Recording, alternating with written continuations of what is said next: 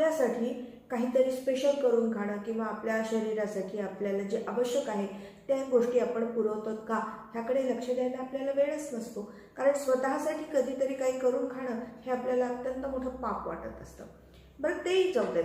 कधी कधी काय होतं, आपल्या हे मूड स्विंग्समुळे, टेन्शनमुळे आपल्या जेवणावरचं लक्ष एकतर आपण निकृष्ट दर्जाचं खायला शिकतो. त्यातून जेव्हा आपल्याला स्ट्रेस असतो तेव्हा शरीराची डिमांड असते की काहीतरी चमचमीत खावं किंवा काहीतरी गोड खावं. गोड खाण्याचं क्रेविंग्स वाढायला लागतं आणि त्यामुळे आपण मोठ्या प्रमाणामध्ये गोड खाण्याकडे आपला कल वाढलेला असतो आणि त्यातूनच मग BP, शुगरसारखे आजार आपल्या वाटेला येतात.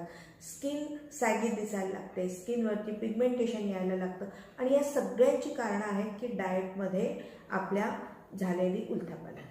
मग आपण आपल्या डाएटकडे अत्यंत लक्ष दिलं पाहिजे. सकाळचा नाश्ता, दुपारचं जेवण, रात्रीचं जेवण, अत्यंत हलकं आहार, संध्याकाळी 7च्या आत आपलं जेवण झालेलं असावं